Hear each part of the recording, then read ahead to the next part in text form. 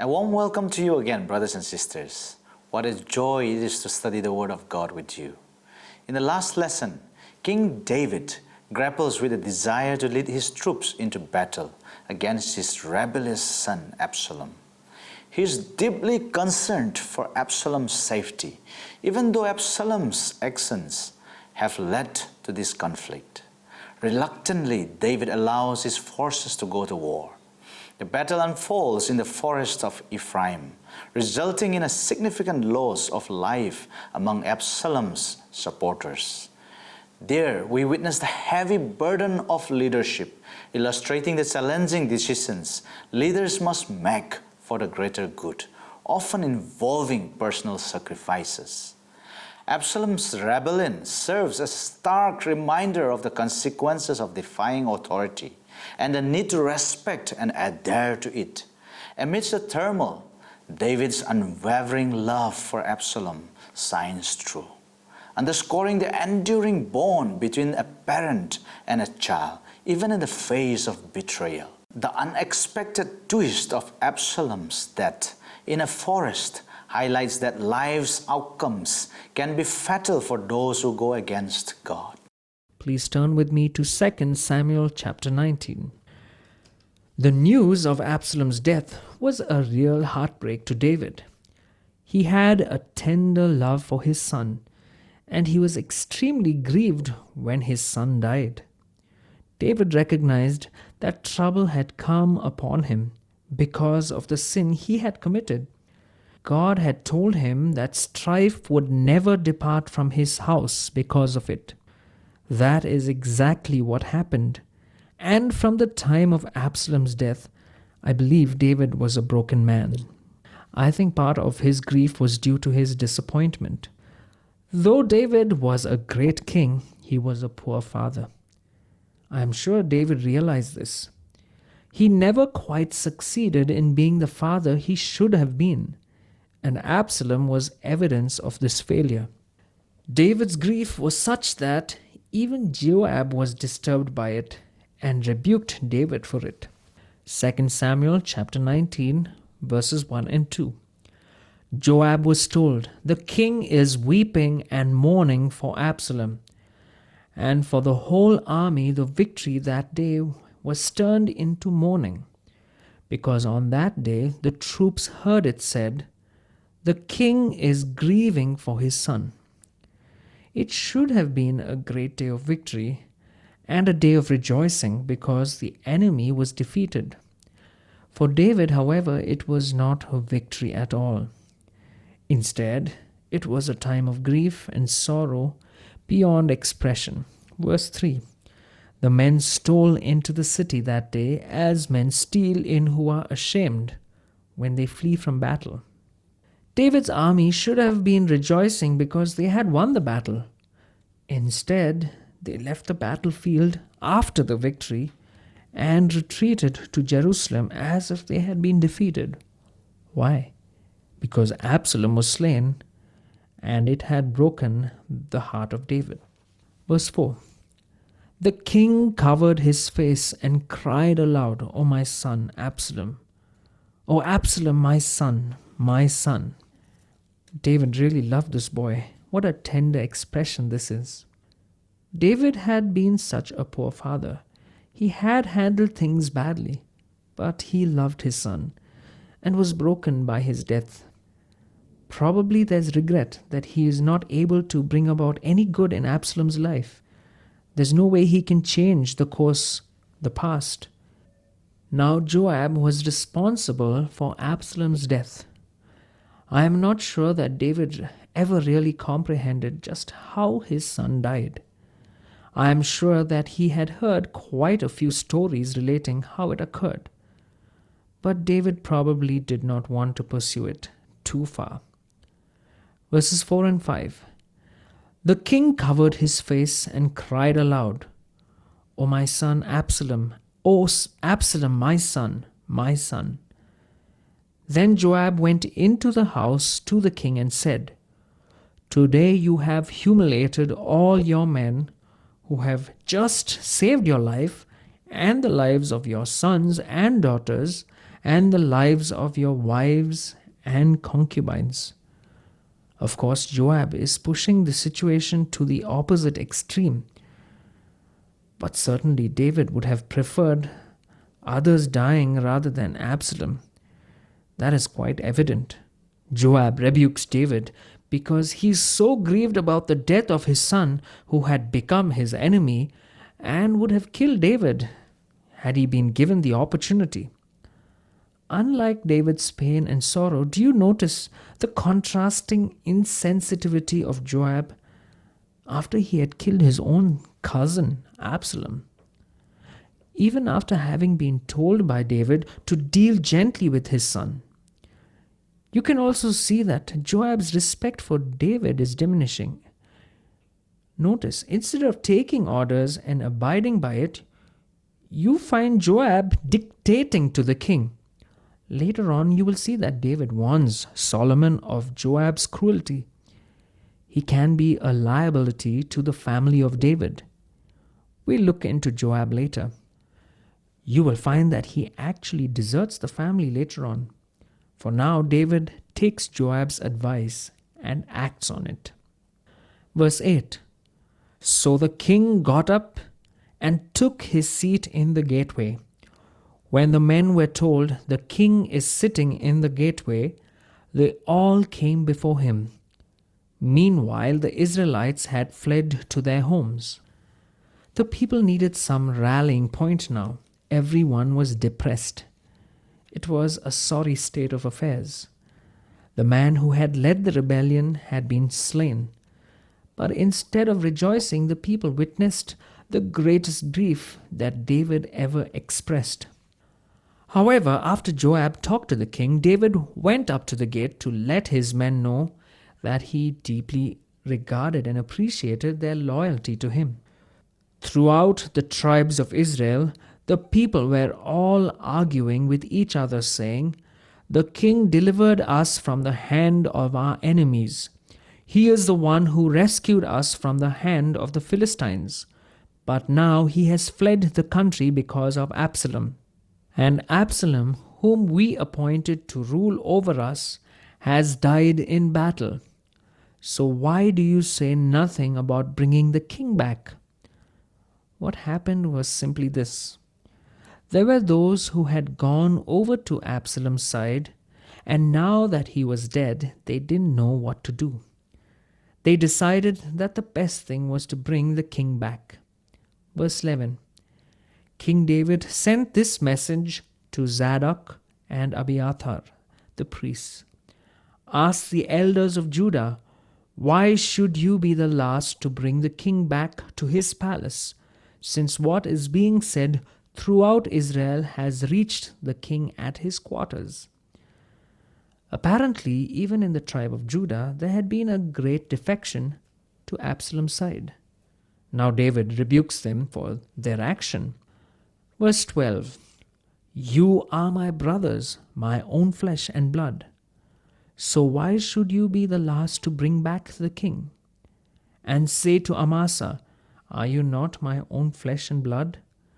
May God deal with me, be it ever so severely, if from now on you are not the commander of my army in place of Joab." Remember what Joab had done? He had killed Absalom. And I think David knows that if Joab is given too much of importance, he is going to be a liability. And see what he does. He replaces him with Amasa, David's sister's son, Abigail's son, in Joab's place. Though Amasa could have been executed for treason, he's given the highest position in his army. By now, you should have got some insight on Joab's personality. Now, how do you think he would have felt at this stage? He protected David, and now what is David doing to him? He's replacing him with the very person who stood up against him. I'm sure Joab would have been seething with rage by now. He had brought victory for David by taking swift action against Absalom. I don't think he would have been too pleased when he was informed that Amasa would be taking his place.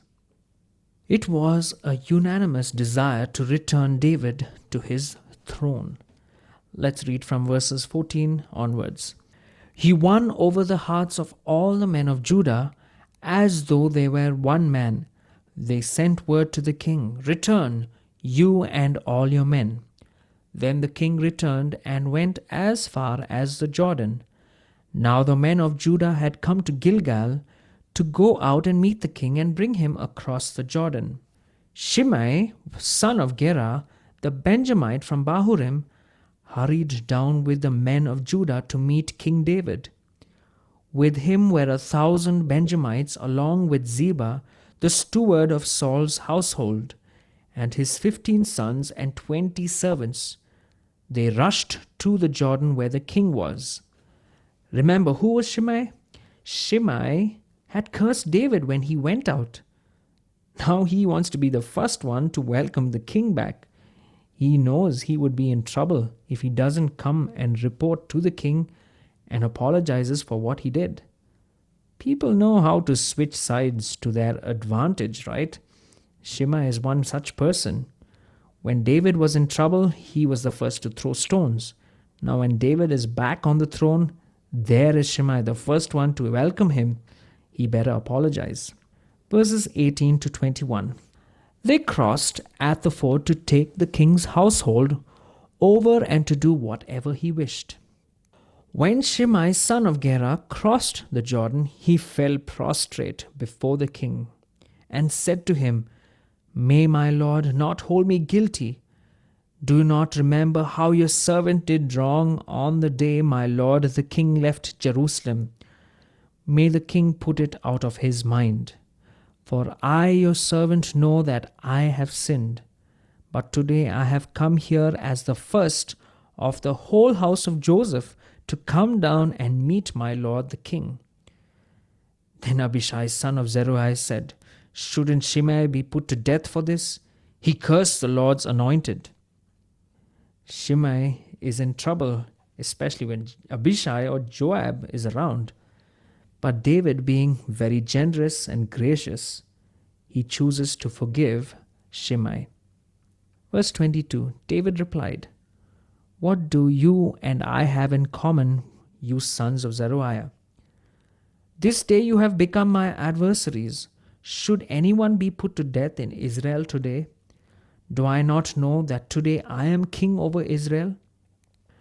David's revealing his disgust and disapproval of the manner in which the sons of Zeruiah, Joab, and Abishai are acting. You know, they are ever ready to take ruthless and vengeful action. Let's remember, when God is on our side, there's absolutely nothing to fear.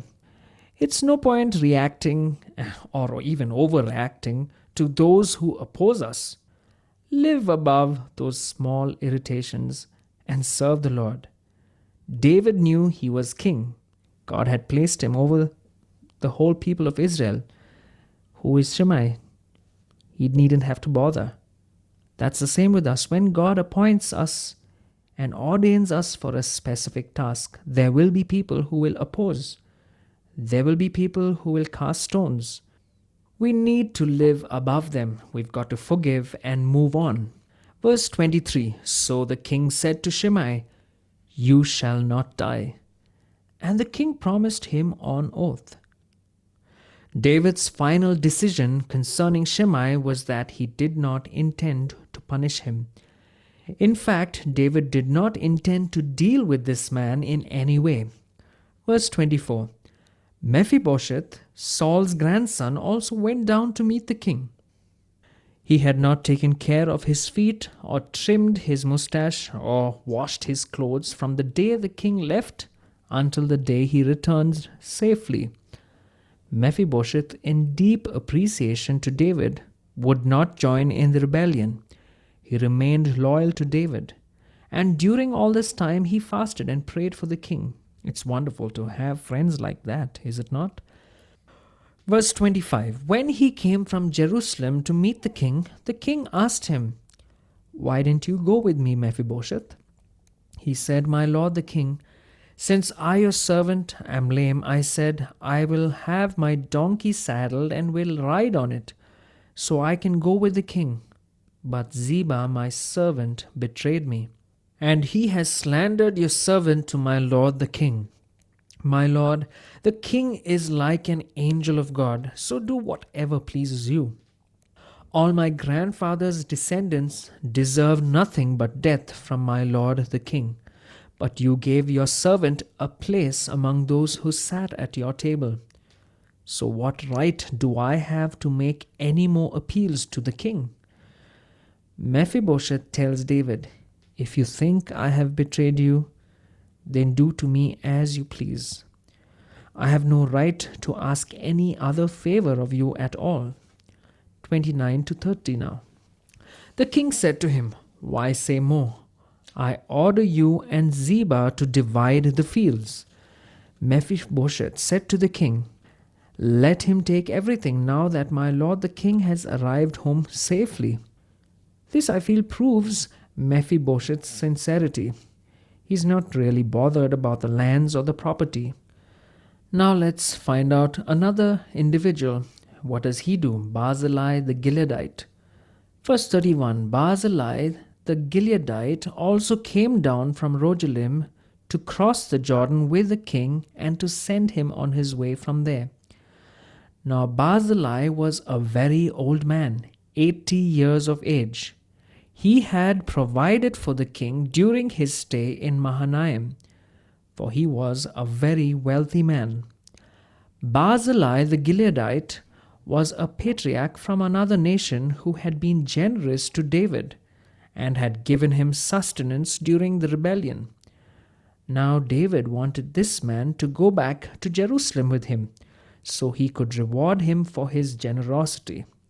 Verse 33, the king said to Barzillai, cross over with me and stay with me in Jerusalem, and I will provide for you. But Barzillai answered the king, how many more years will I live, that I should go up to Jerusalem with the king? Barzillai said to David, I have not many more years. I've had a number of years. I know my days are numbered, and I would just as soon, might as well stay home. I appreciate your generous offer of going and living in a palace, but I have reached that age where things like that do not tempt me at all. Verse 35, I am now 80 years old. Can I tell the difference between what is good and what is not? Can your servant taste what he eats and drinks? Can I still hear the voices of men and women singers? Why should your servant be an added burden to my lord the king? Barzillai continues, I am an old man. I can't hear the music anymore. Food does not taste like it once did. I don't want to come and mar the party. I don't want to be the one to slow down the king and his enjoyment. Verse 36, your servant will cross over the Jordan with the king for a short distance. But why should the king reward me in this way? Barzillai helped David because he knew David was God's man. He had confidence in the king. This was his motivation to assist David. It's wonderful to have friends like Barzillai to support when you are in danger. Mephibosheth and Barzillai remain faithful to David. It's wonderful to have friends like that.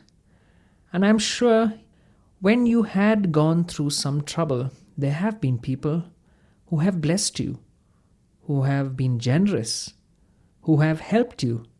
They have been shoulders that you could cry on. Well, it would be good for you to reward them, thank them for what they did. Now in closing, it's too bad that David had not forgiven his son, or at least accepted him when he was alive. Remember when Absalom sinned and came back and he wanted to see David's face, David refused. It would have probably ended differently. The story might have been different if he had completely forgiven the boy.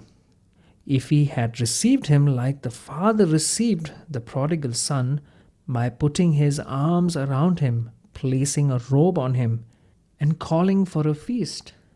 I believe David would have spared himself the awful rebellion which took place. It's a little too late for David to actually mourn like the way he did. He mourned after his son died.